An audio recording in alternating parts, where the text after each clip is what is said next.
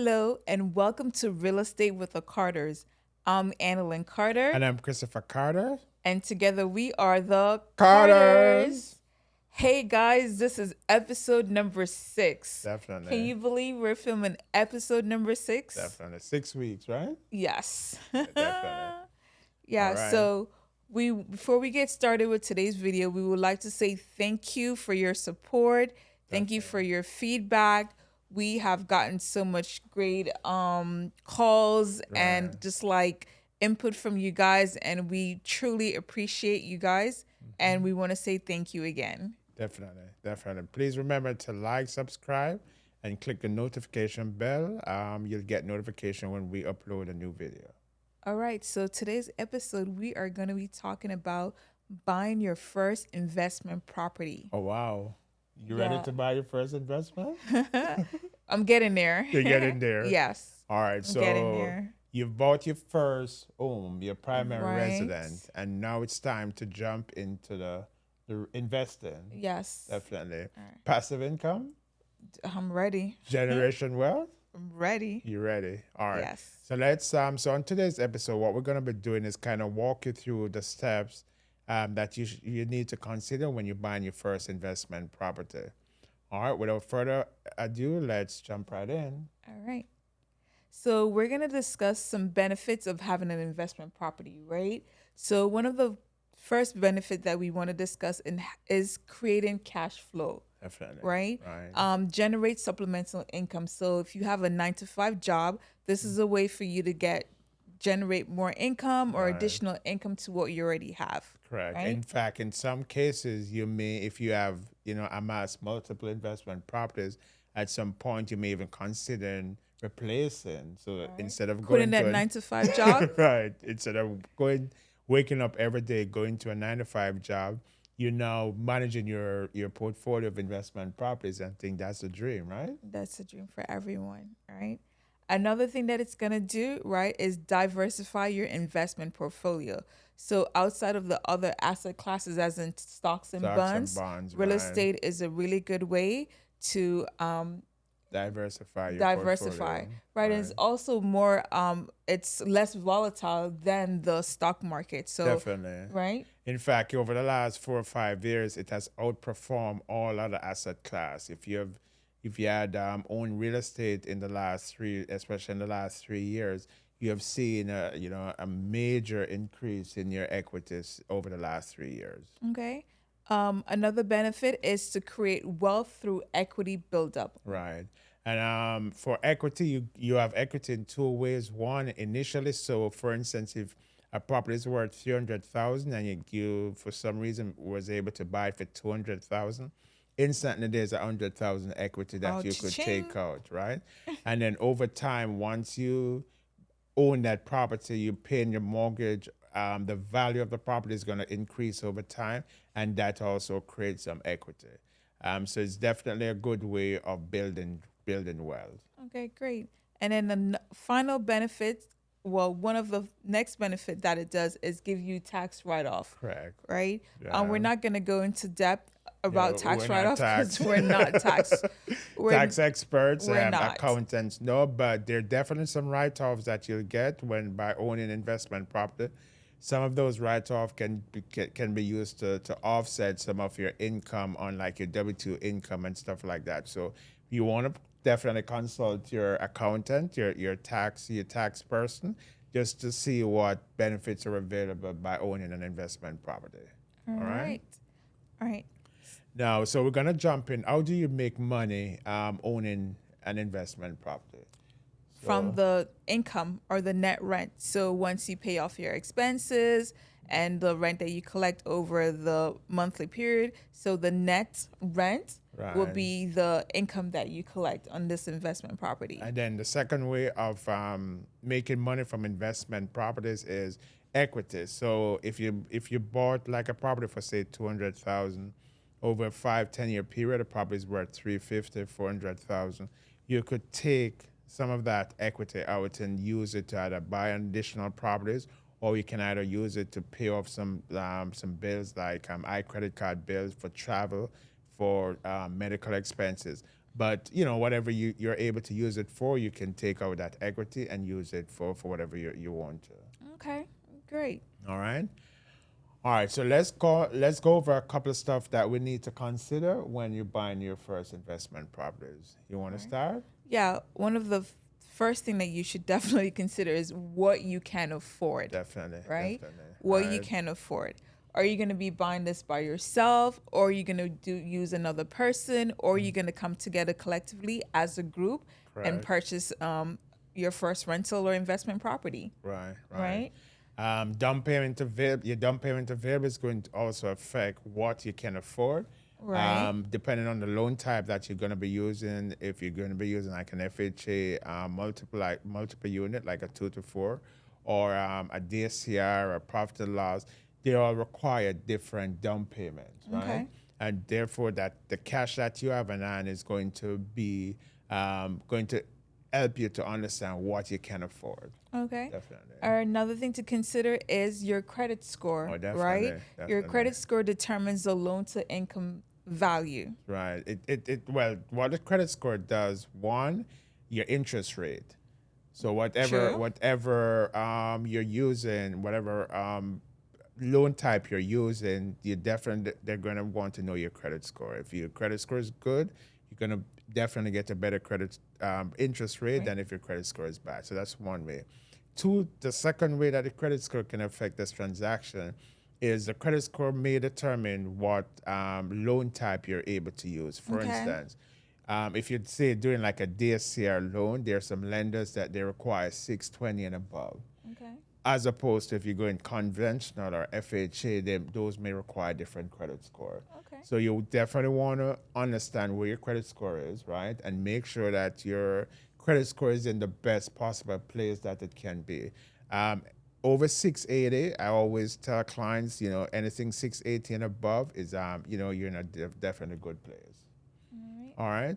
And then the final thing to consider in terms of what you can afford is, are you going to just be using your personal income, or are you going to be using a loan that use your personal and income derived from the property through the rent, or you can use like on a DSCR loan where you can only use the rent. You can definitely use the rent from the property.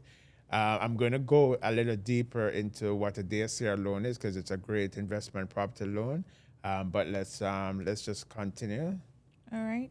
Some other things to consider when you're buying your investment property is location, Oh, wow, right? definitely. Yes, you want definitely. to figure out if this property is located close to public transportation, if it's in a touristy area, Correct. right? If it's in a neighborhood where there's an association, but location is very important, Extremely right? important. Yeah, Extremely 'cause- important. In fact, I just had a client that bought a property up in Baltimore, and she bought very close to the stadium. oh, that's And so for her, it was more activities at the stadiums, like the sporting events. There are a lot of shows, like musical shows and stuff like that. And she was saying, that's the reason why she bought in that area, because she's gonna use that like as a short-term rental. correct. She's considering using it as an Airbnb, but because of where it is, it's going to have activities all around. The type of type of clientele that you're trying to attract to is going to kind of help to determine where you. So, for instance, if you want to say attract tourists, Right. somewhere like Orlando, that's a well-visited tourist. Between 66 million and 72 million people come visit Orlando on a yearly basis, right? Okay. So if you wanting a touristy area, then that's a great one. Okay. But you definitely have to know where you want to be.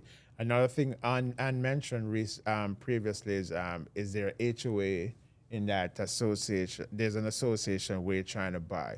That is key, especially where there are rules and regulations by Right. the HOA that may limit the Right. number of times you can rent for a year. It can sometimes limit how soon you can rent it. Right. So it may require a 2-year pause or a 2-year window before you're able to rent it. So you definitely want to understand in terms of where you're buying, what are the factors that are going to contribute Right. or affect, Right. where you buy. Definitely. All right. Another thing you want to consider is what we just discuss if it's going to be a long-term or short-term rental, Definitely. right? Definitely. Yes. 'Cause that's going to affect How soon? how soon you're able to put the property on the market. In terms of it's a long-term rental, you may not have to do a lot of the repairs initially Right. because you're not being assessed on the property, the how it looks, the exterior, the inside, all of that. Now, if you're doing short-term, especially Airbnb, where you're gonna have clients that come in and they're at the end they can leave reviews, Views, right? right? And that's It- very important too. Like, Definitely. So you definitely want to, you're going to have to find something that is in a far better quality than Right. if you were going to be renting to long-term renters. all right. Right. And you also want to understand your state laws, right? Your Right. landlord and tenant laws for that particular state, because you don't want to get yourself in a position where you're end up in a situation where you're being sued, right? Right, So it's very right. important that you understand the Fair Housing Act, right? The Fair Credit Reporting Act And for that particular and state. just any other rules or laws that governs tenant landlord relationship in the particular state. I give you Yes. a prime example in New York State, because of the weather.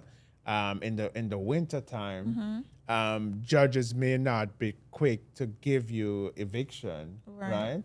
So you may have a tenant in the winter time, and because of how the laws are there, then there may not be ease. You may not have a quick conclusion in terms of being able to evict the tenants, as opposed to other states like in Florida.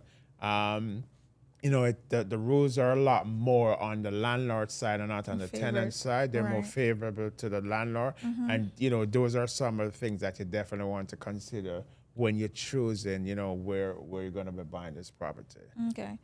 Also, another thing that you want to consider is whether you want to self-manage or hire a management company, Definitely, right? Because you, like you said, that this is an additional income that you're getting from this investment property. Right. You already have a job, a 9 to 5. You may not have time to go out and take Definitely. care of all the necessary repairs or tenant calls or things that required in running this property. So you may want to consider hiring someone, a management company, or hiring a realtor that would help, help you streamline and make this run smoothly. Correct. As Ann said, rightfully, if you have like a 9 to 5 job, this is going to be an additional job or additional Right. responsibility. If you have a family, all of that you have to take into consideration.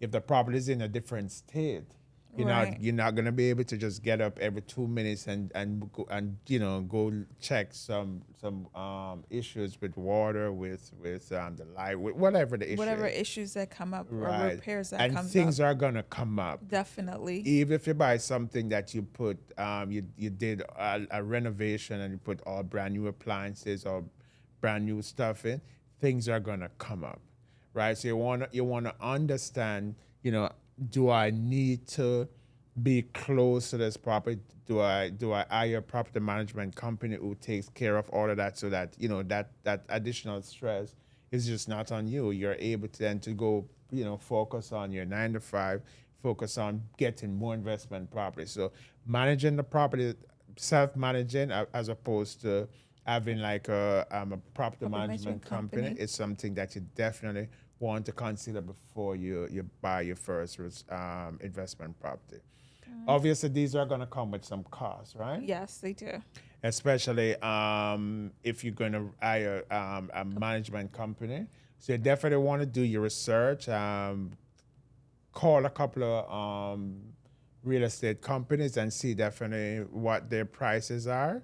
And then before you make that decision, you definitely want to know, is this going to be an additional expense to me owning this property? And if it is, how much is this expense, and can the rent afford to pay for all the expenses that are going to come up? All right. Now, just continuing things to consider is available financing, right? Okay. How am I going to pay for this? Am I going to be paying cash? Am I going to be taking a loan? what kind of loan facilities are available if I want to take a loan.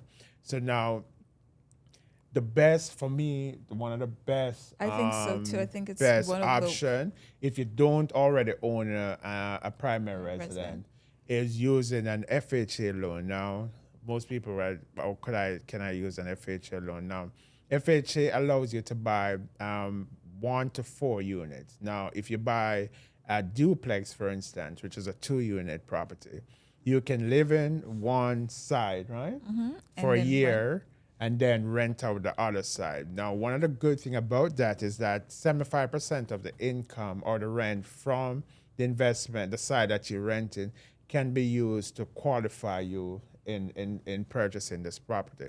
Okay. So the other good thing is that the credit score requirements on FHA loans are easily the lowest of all the loan types. right, and the down payment too is going to be low. Definitely. And the down payment, you can actually go as low as 3.5%. So if you actually haven't owned a primary resident yet, This is the way to go this in is terms the of financing. best way to go in terms of financing an investment property, your first investment property. Okay. Now, take it that you've already now owned your primary, so that option is not available. You can do a conventional loan, Okay. right? The same thing like an FHA loan, a part of the 75% of the income from the rental unit can be used to assist you in Okay. qualifying. The drawback, though, is that conventional loans, they usually require Down payment higher down payment and higher credit score.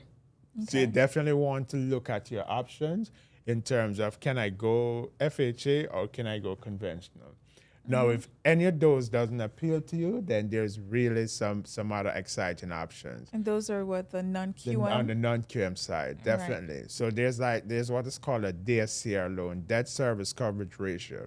What that loan does, it allows you to buy an investment property without using any personal income. The income that is going to be using is the lender is going to look at what the property can rent for, or what is it renting for currently if it has a tenant.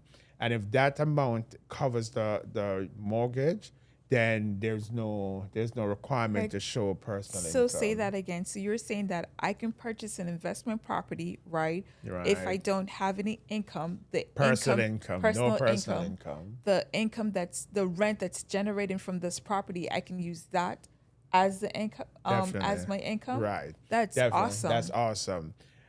On the flip side, though, these require sometime minimum 15% down, so the down payment down payment. requirements are going to be higher. Okay. And also, for some lenders, the credit requirements are also higher. But definitely, it's a great I think way. that's still a great No, it's a great way of good owning tool. investment properties where once you can meet that down payment requirement, Okay. and your score is relatively decent, then you have no need to be showing personal income. Okay. No tax returns, no W-2s, no pay stub. Alright. It's whatever the income is generated from the unit, that rent income monthly, that is what is used to assess. You can also use a bank statement loan, right? Okay. Where no tax return, no W-2, they can use your bank statement to qualify you for this purchase. Okay. Can also use a profit and loss loan to purchase these. Again, there's quite a few options on the non-QM side that you can use to buy your first investment properties. All right. Now, another way of doing it, if you have a Say it. primary resident, and especially over the last 3-4 years, that has gone up in equity, you can use some of that equity either through an e-loan, an e-lock, or a cash-out refinance. Okay. Either to be used as down payment, right? Or you can use it to outright purchase the property, depending on where you're buying and the prices of those properties that you're trying to buy. Okay. All right, but definitely there's a lot of options available for financing.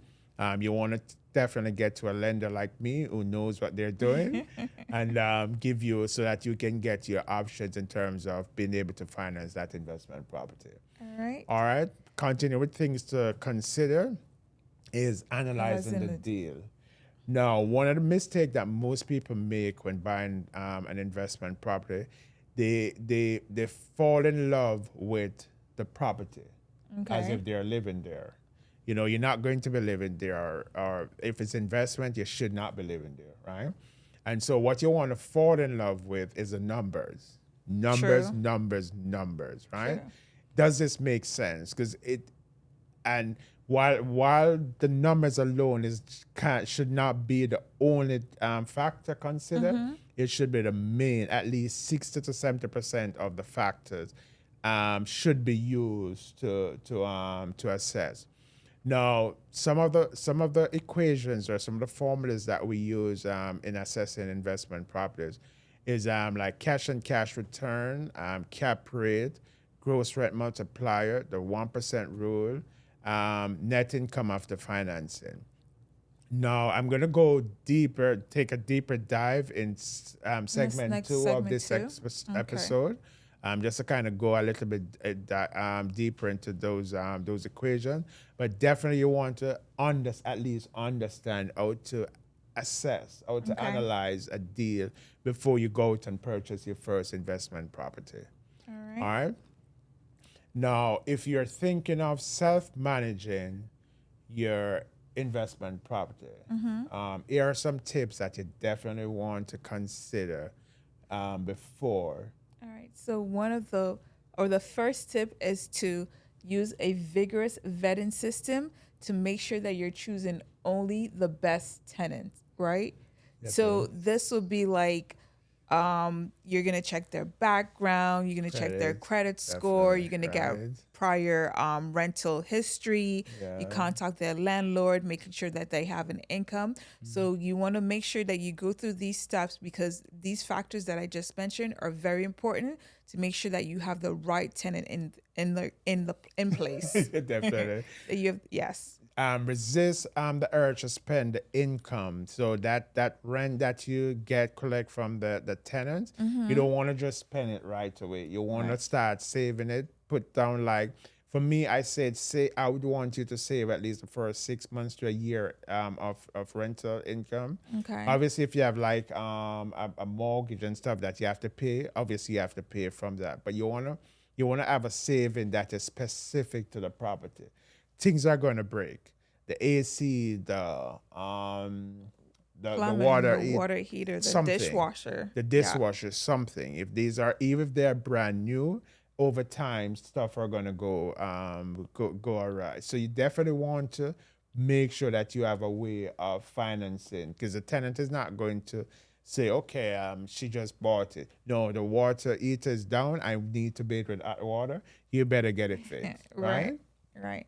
All right. Another self-managing tip is to prime the property for a new tenant, right? But not make lavish upgrades. Right, So what right. we mean by this is like make sure that it's updated and it's No, modern. no gold, no gold. Right. No, I mean, it doesn't have to have like marble floors, like Right. things that are durable too. Make Right. sure that it has like the fixtures or the upgrades that you do, they're durable, right? Right. And it's somewhere that someone wants to come and live and then you know what I mean? But Right. nothing outlandish, nothing lavish because you're not going to be living there like Chris Right. mentioned before. This is Right. an investment property, right? So you just want to make sure that it's upgraded and it's modern enough where you have You can gotta attract good tenants. exactly, definitely. exactly. But as Ann said, don't go out and put marble tiles. There's no need for that. Right. All right.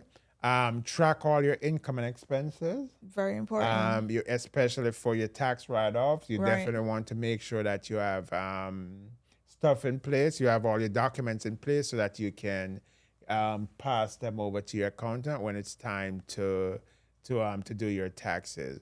Right. Have a rock solid lease. I Right. can't say that enough. Yeah. Make sure that your lease is rock solid. And everything is outlined in the lease what you, the Definitely. tenant is responsible for, what you, the landlord, is responsible for. Definitely. Right? Avoid Yes. renting to unvetted families and friends.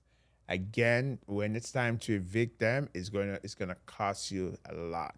So time and money. So if they're even your mom, your dad, your aunt, your uncle, your best friend, if you're gonna be renting to them, make sure you take them to the same rigorous process as if you would do if it is a stranger. Because, like in Jamaica, what they say, family and money don't mix. Right, definitely. I have a Okay. team of trusted professionals at hand on speed dial. In fact, I recommend having multiple So, for instance, like a plumber, you want to have at least one or two. If some, if there's Or a a burst, handyman that can do a little bit of everything. definitely. And this tip, especially for if this you're just starting, you're gonna have to learn a couple skills yourself, Oh, that's true. right? You won't be able to pay for every repairs. Right. If you have to, if they're major repairs, I mean, I'm not telling you to go learn structural engineering, where but at like AC, a little plumbing, you should be able to do, because sometimes it's not major stuff. Right. But if you don't understand, or if you don't take the time out to kind of get some knowledge, this is an investment you're making. It's long YouTube term. University would be great as well. Yeah, it's a long-term investment. You definitely want to kind of start learning new skill sets that is going to help you to manage and to make this a profitable venture. Right. All right. We're going to be taking a short break. Okay. When we return, we're going to be going over segment 2, where we'll be walking through the formulas that you should be using when analyzing an investment property. All right. See you back in a bit. See you soon. Life is full of challenging decisions. Finding the right mortgage company should not be one of them. We at Loans Hub Mortgage and Finance are leaders in residential mortgages, refinancing, and investment property financing. We have a loan solution for your every need. Call us today at 954-947-8662, or you can find us online at www.loanshublending.com. Your next approval is just a phone call away. Loans Hub is an equal housing lender, NMLS 2220747. Welcome back to episode 6 of Real Estate with the Carters. I'm Annalyn Carter. And I'm Christopher Carter. Well, in this segment, Christopher is going to go over some formulas to help you analyze if this rental deal is going to make a great investment purchase. Okay. All right. Without further ado, let's just jump right in. All right. So the first formula that we wanted to look at is the 1% rule. And what's a 1% rule? So the 1% rule states that the rental income for the property should be 1% or more of either the purchase price or the market value. Now, let's take a look at this example so that we can better understand what this rule is. So in this example, we're going to be purchasing a property for $200,000, right? The property is currently occupied with a tenant, and the tenant is paying $1,800. Based on the 1% rule, 1%, right, of 200,000 is equal to 2,000. So in this case, the rent, the current rent, is less than what the 1% rule dictates. The 1% rule, based on the 1% rule, we should be at about 2,000 a month. Currently, we're at about 1,800. Now, just a couple of factors in just understanding how this works. Now, this could have been a tenant that has been in the property for 4 or 5 years, and the rent has not caught up to what the market is demanding Dictating. at this time. So that could be a factor. Another factor is we could be in a market where the rental prices are going down, and so it's best, or it's important to understand what are the factors associated with this formula. Why are we seeing a $200 difference between what the market rent should be based on the 1% rule and what it is currently is? Again, there's many factors that you have to consider when purchasing a real estate property or an investment property. The 1% rule is just one such formula. You also have to take into consideration there's other qualitative factors outside of the quantitative factors, which are the figures. It may be in an area that is in the next 4 or 5 years, there's going to be a major capital investment in roads and in like a major mall, a major stadium, and that may cause the rental prices to start moving in the right direction. So While this is a factor that you definitely want to consider, you also want to make sure that you understand the other factors that are affecting this 1% rule. Let's jump into the other formula. So the other formula that we're going to be looking at is what is called the net income calculation, right? Net operating income. What a net operating income is a gross income, which is a rent or any other income that you derive from the property, such as like parking fees, laundry machines. If you have like vending machine, those are income that you derive from owning this property. And then from that, you're going to minus all your operating expenses.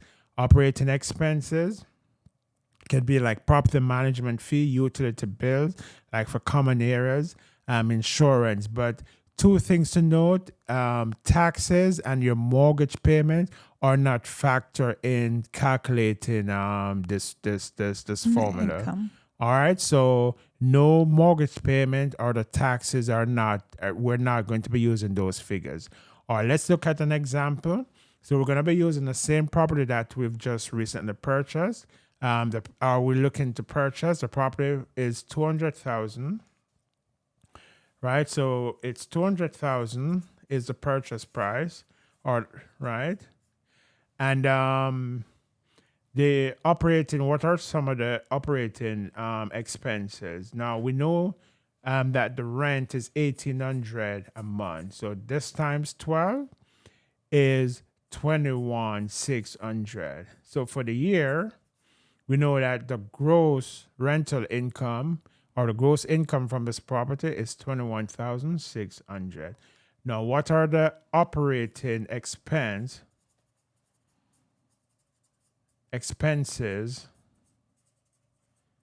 that are associated with this owning this property? The first one that we have is management fees.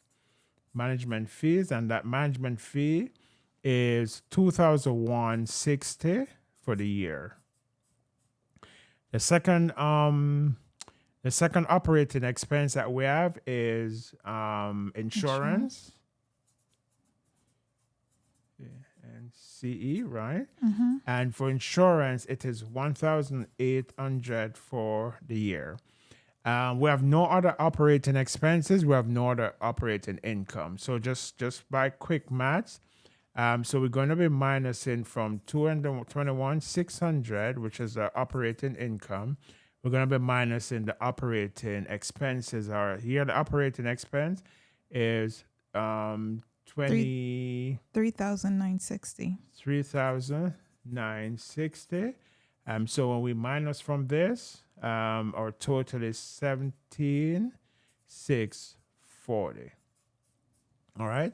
So 17,640 is our operating income, right? Net operating income. Now, if you have just one single unit, this may not be the best formula to be looking at. However, if you have like an apartment complex, like a 5-unit, a 10-unit property, a 15-unit, 15-unit property, then this formula would be possibly more appropriate.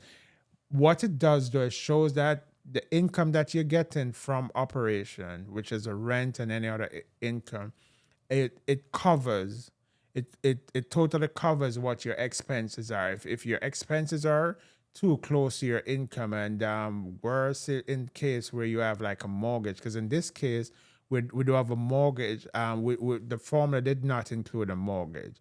Now, if there is a most about 80% of persons buying rental unit use a mortgage, right?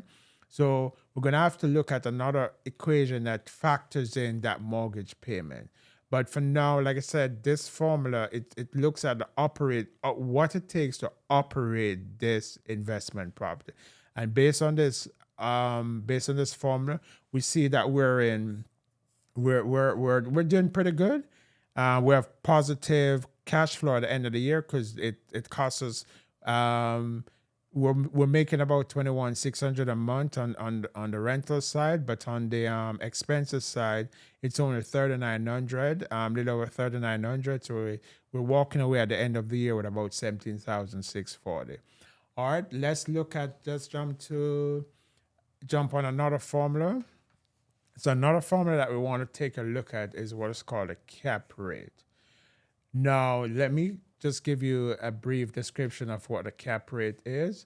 The cap rate is the formula is the net operating income over the current market value or the purchase price of the asset, right? Um, there's different school of thought whether or not to use the purchase price or the market value, because sometimes depending on if you're getting this property at a deal, it may it the equation may not look as, or it may overcompensate on the formula because of the fact that you're getting it way below the market price. But just in this equation, or for this example, the market price and the purchase price are around the same. So we're using that in fact as a factor when doing this calculation. So let's jump to an example of how to utilize a cap rate. Now, the same property that we're looking to purchase is 200,000, right? And we know the rent is 1,800 per month, right? And we know our operating expense, and we know operating income. So let's go back to the formula just to make sure that we understand what the formula is. The net operating income over the current market value of the asset or the purchase price of the asset. So let's go back to this formula. So we know, based on the equation that we did previously, that our net operating income is $17,640, right? And we know what's the purchase price or the market value of this property. It's 200,000. Now, if you divide 17,640 over 200,000, you get 8.8%. What does that mean? All right. So what does that 8.8 cap rate mean? So what a cap rate does, like I said, it measures the net operating income over what the price that I purchase, or what's the current market value for this property. So what it's kind of telling us is that we'll be making about 8%, little over 8%, on the purchase price or the market value. So if we were to sell this asset and invest that money, say, in stocks and bond, would we be able to have a greater than an 8.8% return? All right, so that's really what you have to consider if when you're analyzing this formula, is based on the return I'm getting, which is 8.8. What is the market giving on other asset class, stocks, bond, gold, just about any other asset class? Is it greater than 8.8? Is the market giving lower than 8.8? Is there what's a risk associated then now with a higher cap rate? So I have a question. What's a good rate? What's a good cap rate to be in? Like, what's a good number? All right. So based on analysis, a good cap rate is anything between 5 and 10% per year. When you get in, and bear in mind, the lower the cap rate, it's more associated with lower risk, right? So if you get in 20%, your cap rate coming out to 20%, that's it means that asset class is significantly higher risk, because the S&P 500 over the last 30 years have averaged about 7%, right, per year. If you're getting 20% on this asset class, you want to consider, is there additional risk associated with this asset class? And then again, the risk and the return goes hand in hand. So that the lower the risk is the lower the return. The higher the risk, the higher the return. All right, the next formula that we want to take a look at is what is called a gross rent multiplier.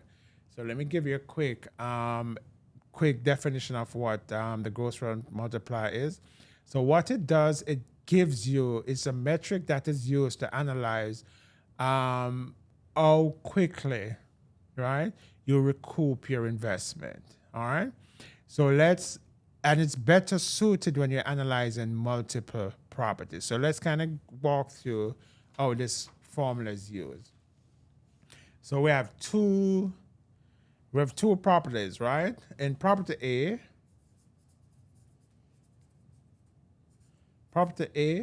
it's been sold for $200,000, right? The rent on property A is $2,000 a month, right? All right, and then we're comparing it now to property B. Property B Is value 190. is Thousand. 190. So we can buy this property for 190,000. And it's going to be rented at $1,750. And the current market rent on this property is $1,750. All right. So let's analyze now these two properties. So for property A, it's 2,000 times 12. Right. So that's the gross rent income for the year. So 2,000 times 12 is 24,000. Right. And for property B, the rental income is 21,000 because it's 1,750 times 12, and it's equal to 21,000. All right. So for the year, we're collecting 24,000 on property A, and we're collecting 21,000 on property B. So let's go back to the formula on how to calculate the gross rent multiplier. It's a fair market value over the gross rental income. All right. So the fair market value purchase price of this property is 200,000. So let's do property A. Property A. It's the fair market value. So we have 200,000 divided by 24,000.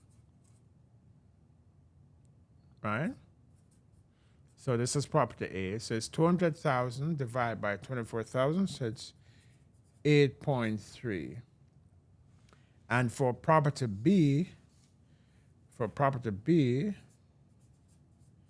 it's 190,000 over 21,000, which is a gross income for the year. Now, this works out to be about 9.04.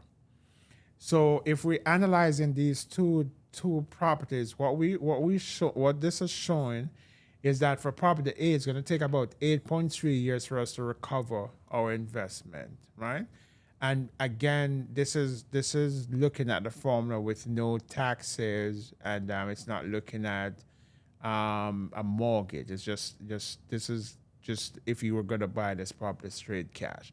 So it's on this side, it's 8.3 years, and on this side is 9.4 years. So property B, we're going to be taking a little longer time to recoup our investment if we go with property B, as opposed to if we had gone with property A. So although property A is a little bit more expensive, the gross rent for the year is higher too, and therefore the gross rent multiplier, when you look at both of them, it's working out more favorably on property A as opposed to property B. What about the property taxes and the insurance? Do we take that in consideration when we're doing this calculation? Again, no, because we're analyzing the property as if this was a straight cash purchase.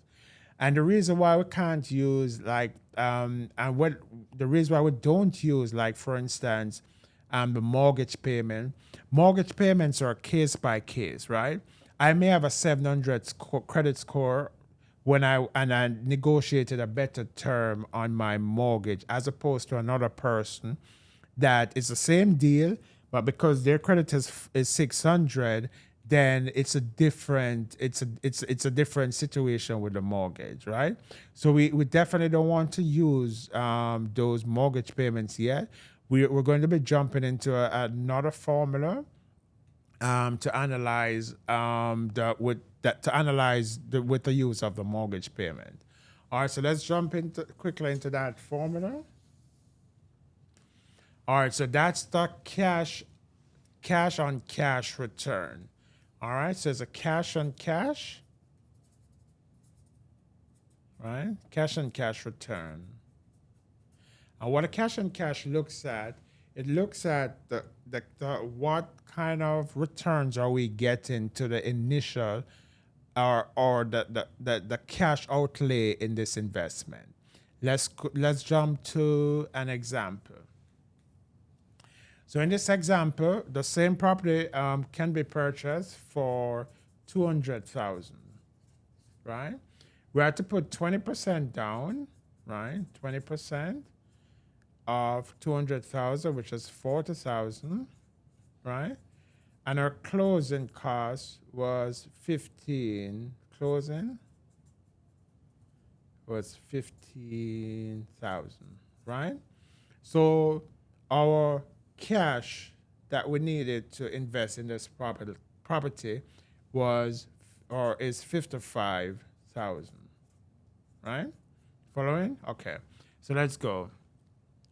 All right, we know our operating expenses and our operating income. So we know what the income from this property, we know it is $1,800 a month, right? So our total operating income from this property is $21,600 for the year. Our operating income, all right, we know it's $2,100 for management expenses.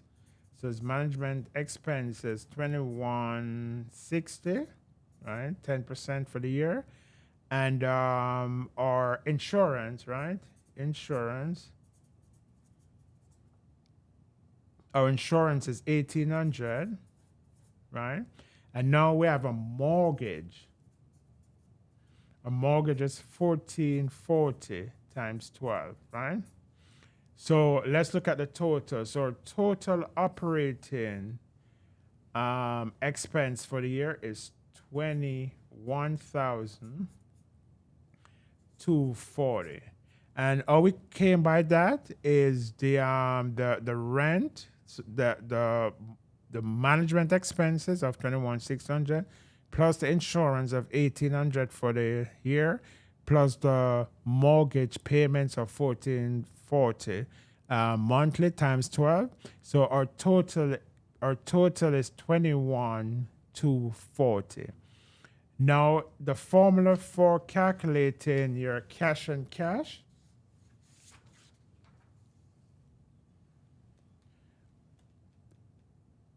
So the formula for calculating our cash and cash return formula is the annual cash flow over or the total cash invested in this property.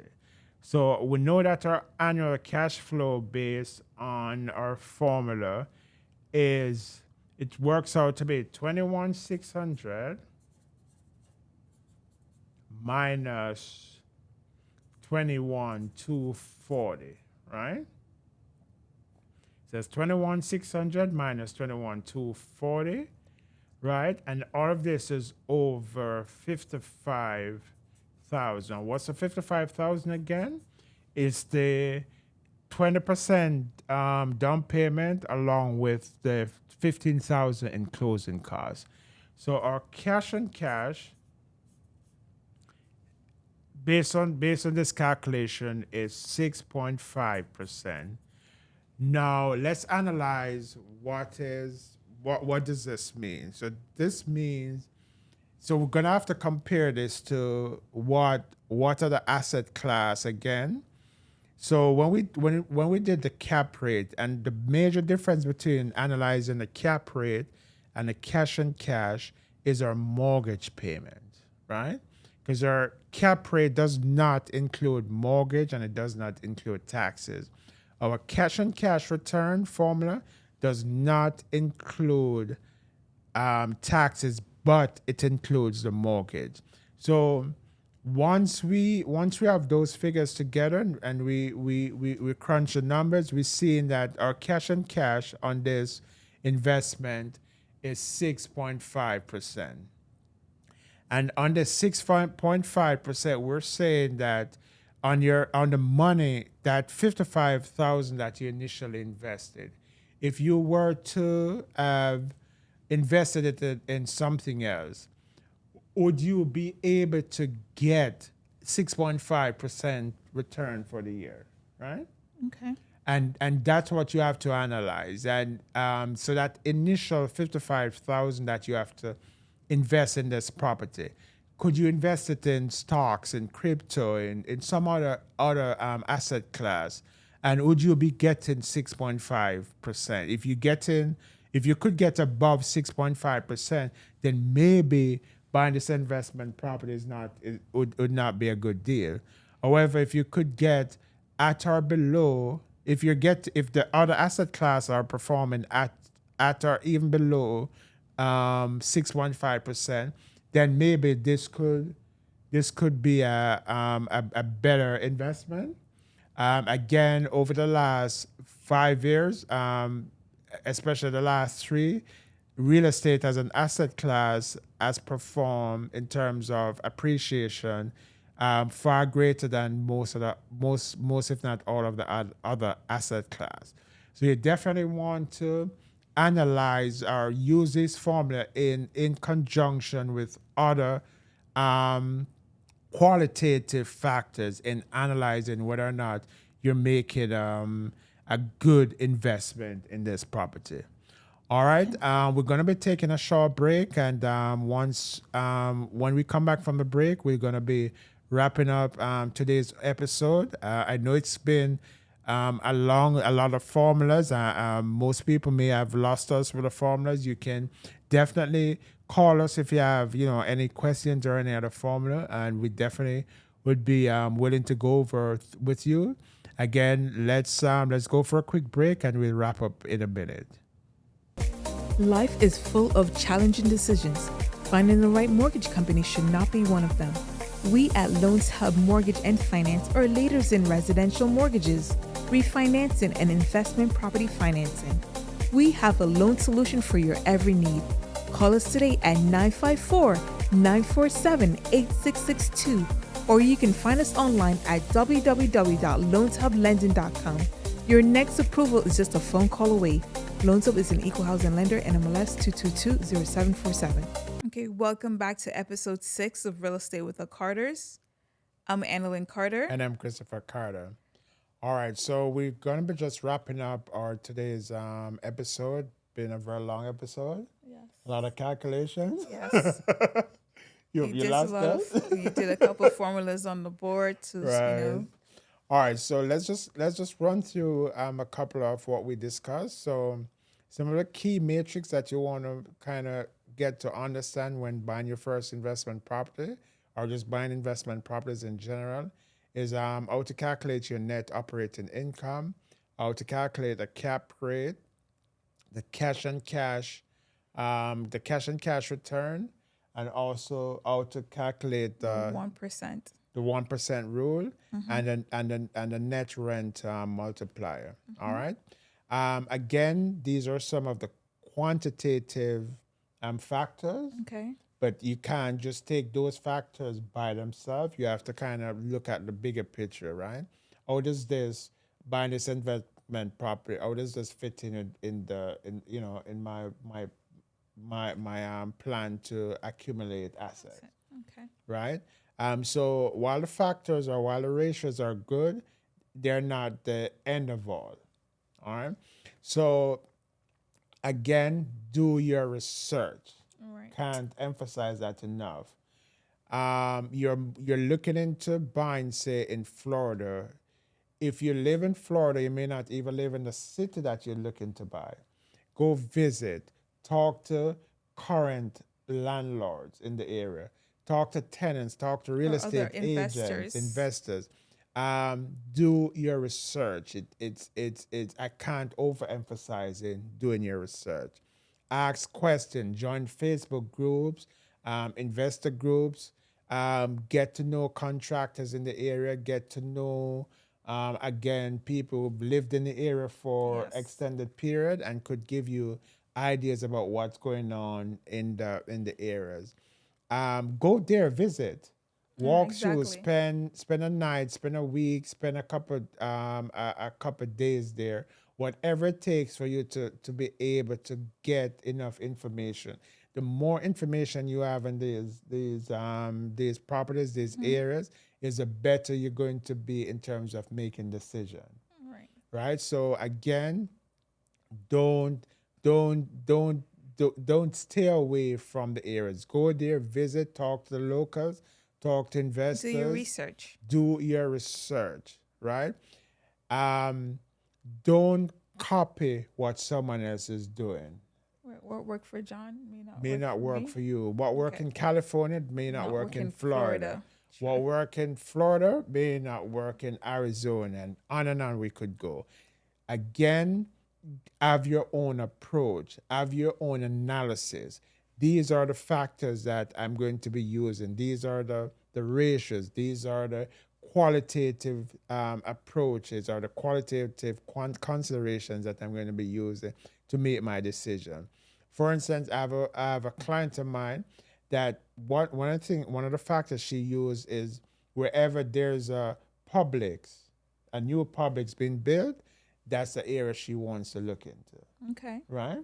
So that tells her that going to be like growth in that area. Correct. Because Publix have their own analysis that they do to figure out where they want to invest or where they Right. want to put the next Publix. Publix. So she's piggy banking on their research, All right. right?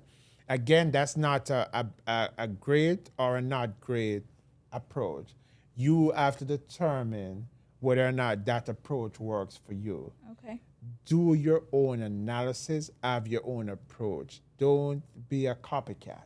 All right. All right? Don't piggyback. Don't pick it. You can, but to the extent that it works. Okay. It may not. Gotcha. That what happens in that city, that state, that market may not. You may not be able to bring that success over here. Okay. Got All it. right. So you definitely want to do your research. You definitely want to have as much information as possible. This has brought us to the end of today's show. Yes, it was a long but very informative show. Correct. We worked at a lot of formulas, so that way you can have a better understanding. All right. right. So if you have any question regarding today's topic, any topic we've discussed in the past, or anything that you'd want us to discuss in the future, please feel free to reach out to us. Yes. All right. You can reach me at my cell phone number at 786-214-1436. You can find us on Instagram at Real Estate with the Carters.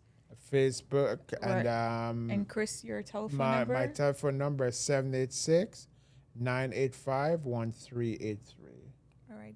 Thank you guys again for watching. Thank you for the support that you've given us thus far. Keep watching, keep liking, keep sharing, and subscribe. And Subscribe.